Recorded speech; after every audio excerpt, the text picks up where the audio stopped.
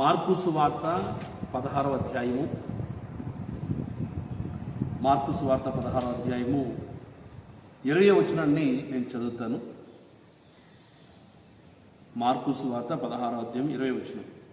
వారు బయలుదేరి వాక్యం అంతటా ప్రకటించిరి. ప్రభు వారికి సహకారుడై ఉండి వెనువెంట జరుగుచూ వచ్చిన సూచక్రియలను వాక్యమును స్థిరపరచుచుండెను. ఆమేన్.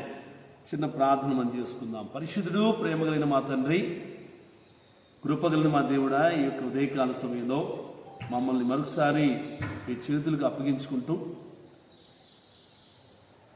మీరే మాతో మాట్లాడమని, మమ్మల్ని బలపరచమని మీ కృపగల హస్తాలకు అప్పగించుకుంటూ పరిశుద్ధాత్మ దేవుడా సహాయం చేసి మహిమ పొందమని యేసు నామములో మనవడొచ్చిన మా ప్రియ పరమ తండ్రి. ఆమేన్. ఆమేన్. దేవునికి స్తోత్రం కలుగును గాక. చదువుకున్నటువంటి లేఖన భాగాల్లో మనం జాగ్రత్తగా గమనించినట్లయితే చాలా విషయాలు ఉన్నాయి. కానీ ఈరోజు దేవుడు నా మదిలో లేకపోతే నా మనసులో ఉన్నటువంటి మాట, ఈ వాక్య భాగం చూస్తున్నాము. వారు బయలుదేరి వాక్యం అంతటా ప్రకటించుచుండిరి. ప్రభు వారికి సహకారుడై ఉండి వెనువెంట అనే మాట, వెనువెంట.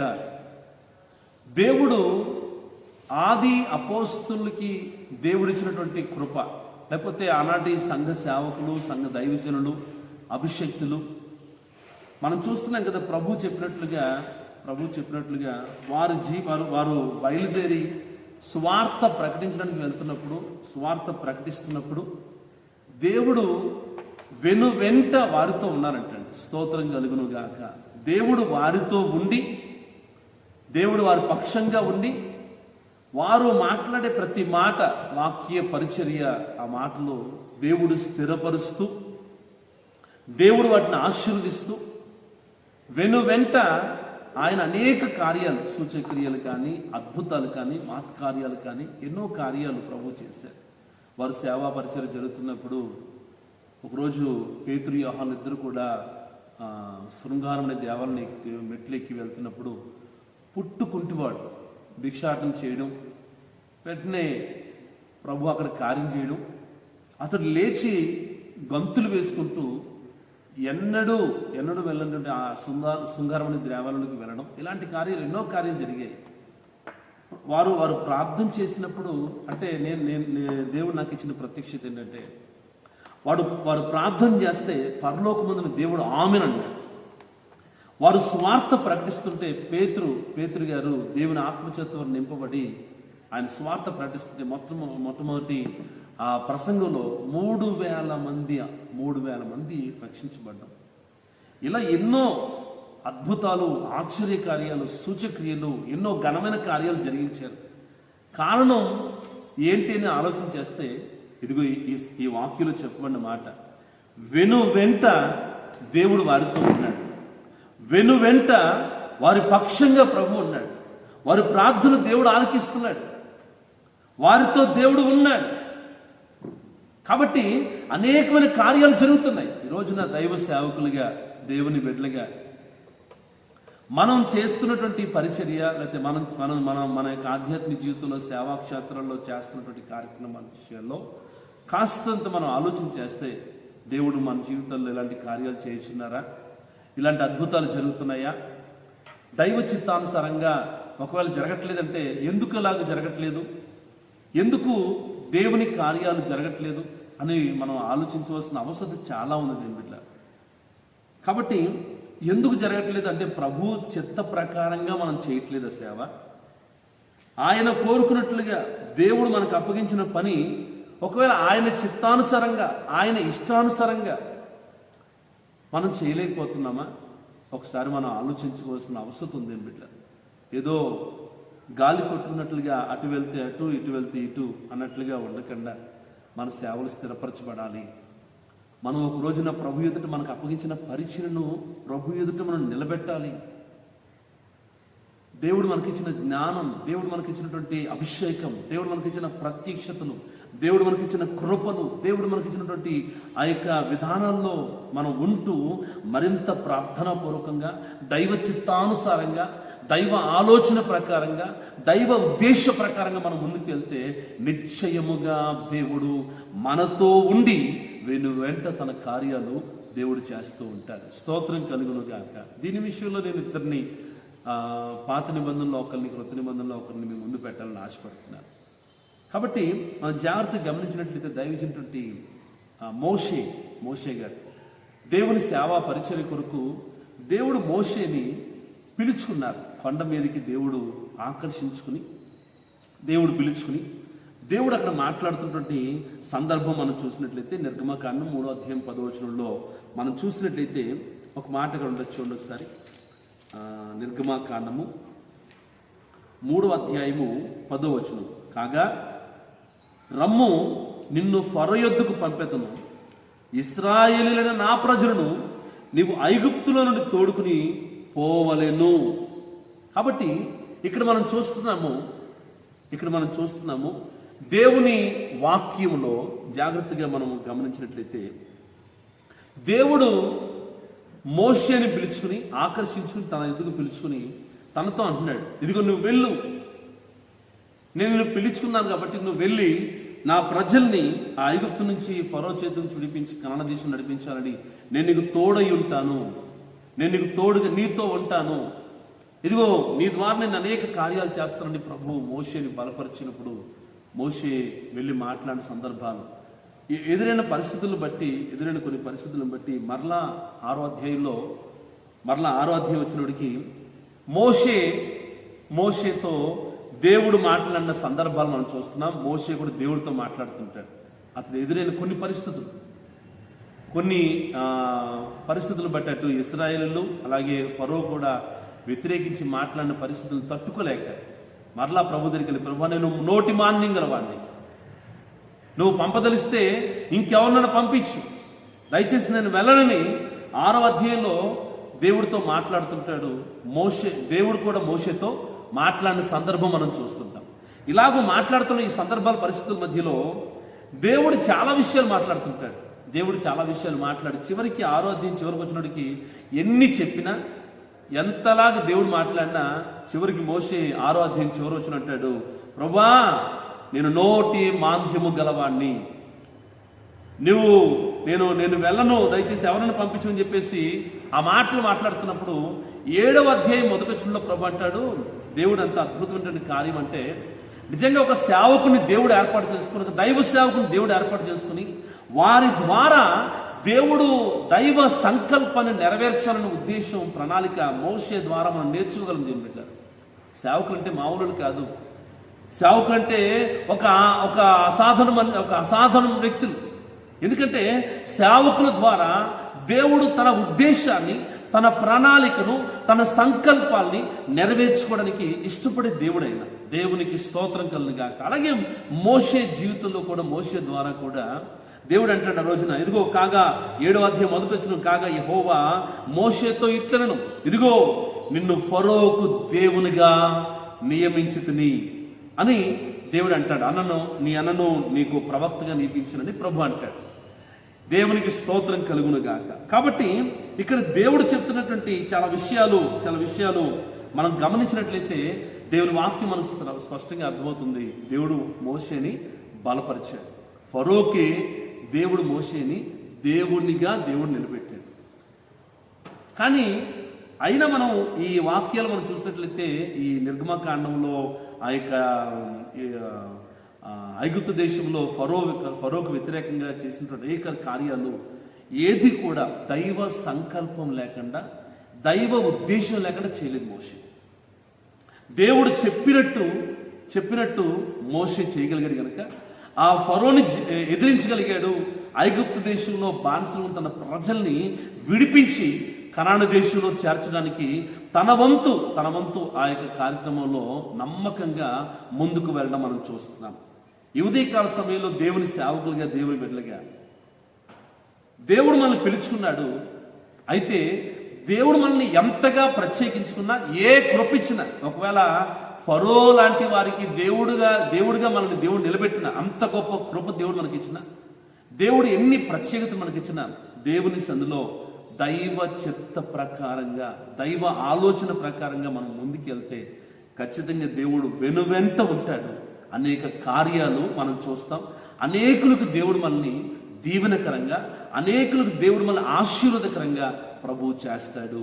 దేవునికి స్తోత్రం కలుగును గాక. Praise the lord. కాబట్టి దైవజనుడు మోషే ఇలాగూ తన సేవా పరిచయలో ఎంతో అద్భుతమైనటువంటి దైవజనుడిగా, సేవకుడిగా దేవుడు మోషేని ఒక బలమైనటువంటి వ్యక్తిగా దేవుడు వాడుకున్నాడు కదా.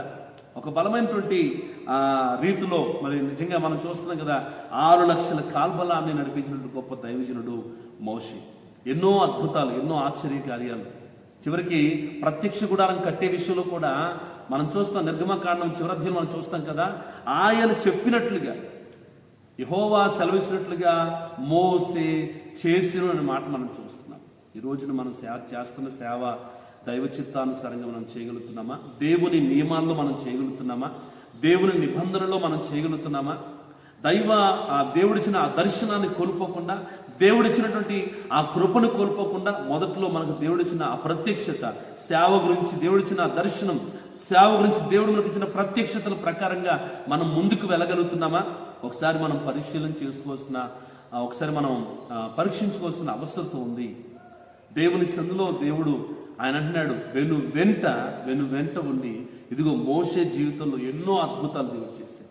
ఎన్నో ఆశ్చర్యకార్యాలు, సముద్రాన్ని ఆయన చీల్చే విషయంలో కానీ, ఆయన ఎడారిలో బండ నుండి నీళ్లు రావడం కానీ, ఇలాగ ఎన్నో కార్యాలు ఆగిపోలేదు. వారిని యోర్దాను నది వరకు తీసుకుని వెళ్ళేంత వరకు దేవుడు వారికి తోడుగా ఉన్నాడు కదా. దేవునికి స్తోత్రం కలుగును గాక. Praise the lord. కాబట్టి ఎన్నో కార్యాలు దేవుడు మోషే ద్వారా దేవుడు జరిగించాడు. కారణం, మోషే దైవ చిత్త ప్రకారంగా, దైవ నిర్ణయ ప్రకారంగా దేవుడు చెప్పిన మాట చొప్పున అతను చేయగలిగాడు. కాబట్టి తన సేవా పరిచయలో ఒక విజయవంతమైన జీవితాన్ని, పరిస్థితులు కలిగాయి. కాబట్టి ఈ రోజున మనం కూడా అలా ఉండాలని, మనం కూడా దేవుని మాట చొప్పున, దేవుడిచ్చిన ఆ కృప చొప్పున మనం ముందుకు వెళ్తే, మన అనేకులు దేవుడు మనల్ని దీవించి వాడుకుంటాడు, ఇంకా దేవుడు మనల్ని ఆశీర్వదించి వాడుకుంటాడని సగర్వంగా ఈ విషయాన్ని నేను తెలియపరుస్తున్నాను. దేవునికి స్తోత్రం కలుగుగాక. అలాగే నూతన నిబంధనలో మరొక దైవజనుడు అపోస్తలుడైన పౌలు గారి గురించి మనకు తెలుసు. దేవుడు పౌలు గారిని పిలుస్తున్నప్పుడు, దేవుడు పౌలు గారిని ప్రత్యేకించుకున్నప్పుడు, దేవుడు పౌలు గారిని ఆయన తన సేవకులకు పిలుచుకున్నప్పుడు, ఇతడు నేను ఏర్పాటు చేసుకున్నటువంటి నా సాధనం అని ప్రభువు చెప్పారు. కాబట్టి నిజంగా ఏ దర్శనం అయితే కలిగి ఉన్నాడో అది అతను చనిపోయేంత వరకు కూడా, కొన్నిసార్లు కొన్ని అధికారుల ఎదుట, సామంతులు ఎదుట నిలబడినప్పుడు, నేను నా దర్శనమునకు నేను అవిధేయుని కానని దైవజనుడు పౌలు గారు చెప్తుంటారు. దేవునికి స్తోత్రం కలుగుగాక. ఎంత ఉన్నత స్థితిలోకి వెళ్ళినా దైవజనుడు పౌలు గారు అంటారు కదా, కొరింథీయులకు రాసిన మొదటి పత్రిక 5వ అధ్యాయం 15వ అధ్యాయము 10వ వచనంలో చూసినట్లయితే, అయినను నేనేమై ఉన్నానో అది దేవుని కృపే తప్ప నా జ్ఞానం కానీ, నా తెలివి కానీ, నా సామర్థ్యాలు ఏమీ కాదు. ఇలా నేను ఉన్నానంటే, ఇలా నేను వాడబడగలుగుతున్నానంటే, ఇలా సేవ చేయగలుగుతున్నానంటే అది కేవలం దేవుని కృప వలనే తప్ప మరొకటి కాదని దైవజనుడు పౌలు గారు కూడా చెప్తుంటారు. ఎన్నో కార్యాలు చేశారు కదా, ఎన్నో సంఘాలు కట్టాడు ఆయన. ఎంతో మందిని ప్రభు వైపు ప్రభావితం చేయగలిగారు, ఎంతోమంది శిష్యుల్ని ఆయన ఏర్పాటు చేయగలిగారు, బలమైనటువంటి సేవను ఆయన చేయగలిగారు, ఉన్నతమైన సేవ చేయగలిగారు. అందుకే ఆయన ఒక మాట అంటారు, ధైర్యంగా అంటారు కదా, నేను క్రీస్తుని పోలి నడుచుచున్నాను కనుక మీరు నన్ను పోలి నడవండి. క్రైస్తవ్య లోకానికి, ప్రపంచానికి సవాలుగా నిలబడినటువంటి ఒక అద్భుతమైనటువంటి దైవజనుడు పౌలు గారు. అందుకే చివరిలో ఆయన అంటారు, నా విశ్వాసం నేను కాపాడుకున్నాను, నా పరుగుని తొదముట్టించాను అని ఒక ధైర్యంగా చెప్పగలుగుతున్నాడు. ఎందుకంటే నిజంగా దైవజనుడు పౌలు గారు కూడా దైవ చిత్తానికి లోబడి, దైవ ఆలోచనలకు లోబడి ఎన్నో శ్రమలు, ఎన్నో ఇబ్బందులు, ఎన్నో నష్టాలు, ఎన్నో వ్యతిరేకతలు. అపోస్తలుల కార్యం 14వ అధ్యాయంలో చోట మనం చూస్తే దేవుడు ఆ స్థలంలో అంటాడు, పౌలా ధైర్యంగా ఉండు, ఇదిగో ఈ స్థలంలో ఈ చోట నేను అనేకుల్ని అప్పగించిపోతున్నాను, ధైర్యంగా ఉండు. ఎన్నో మరణకరమైన పరిస్థితుల మధ్యలో కూడా పౌలు గారు ప్రభు వైపే చూశారు తప్ప, ప్రభు మీదే ఆనుకున్నారు తప్ప ఎవరి వైపు చూడలేదు, ఎవరిని ఆనుకోలేదు. దైవ చిత్తాన్ని చేయడి కొరకు పౌలు గారు తను దేవునికి అప్పగించినట్లుగా ఈ ఉదయకాల సమయంలో దేవుని సేవకులుగా మనము కూడా మనం మరొకసారి ఈ లాక్డౌన్ సందర్భంగా, లాక్డౌన్ పరిస్థితుల మధ్యలో మనం ప్రభుకు మరొకసారి అప్పగించుకుని మామూలుగా ఉన్నట్లయితే మనం చాలా ఒకవేళ ఆయా చోట్లకి వెళ్ళడానికి, ప్రార్థనలకి, కూడికలు వెళ్ళడానికి వెళ్ళిపోతుంటాం, బిజీగా ఉంటుంటాం. కానీ ఈ లాక్డౌన్ పరిస్థితుల మధ్యలో మనం గృహాల దగ్గర ఉంటాం కనుక మన గురించి మనం ఒకసారి ఆలోచన చేసుకుని ఒక మంచి తీర్మానంతో ఈ ఉదయం దేవుడు మనల్ని ఏదో గొప్ప ప్రణాళిక పూర్వక దేవుడు మనల్ని ప్రత్యేకించుకున్నాడు. దాన్ని పక్కన పెట్టేసి మనకు తోచిన విధానంగా, మనకు వచ్చిన ఆలోచన ప్రకారంగా ఇలా చేస్తే ఒకవేళ ప్రజలు సంతోషిస్తారేమో, ఒకవేళ అలా చేస్తే అధికారులు సంతోషిస్తారేమో, మరొకరు సంతోషిస్తారేమో. కానీ ఈరోజు మనం చేసే పరిచర్య దేవుణ్ణి సంతోషపెట్టగలుగుతుందా? ఆయనను మెప్పించగలుగుతుందా? ఆయనను సంతోషపెట్టగలిగితే నిజంగా అంతకు మించింది భాగ్యం ఈ లోకంలో మరొకటి లేదు. ఎందుకంటే ఒకరోజు మనం ప్రభు దగ్గరికి వెళ్ళాలి ఖచ్చితంగా. మన అందరం ప్రభు నిలబడాలి ఒక రోజున.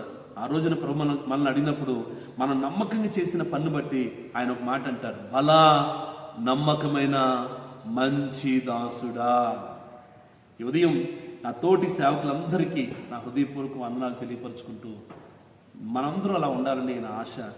మనం మన ఆలోచన ప్రకారం కాకుండా దైవ ఆలోచన ప్రకారంగా, దైవ చిత్త ప్రకారంగా మనం ప్రభుకు అప్పగించుకుని ఒక మంచి సేవ మనం చేద్దాం, ఒక ఘనమైనటువంటి సేవ చేద్దాం. మన ప్రాంతంలో అనేకులకు ఆశీర్వాదకరంగా ఉందాం.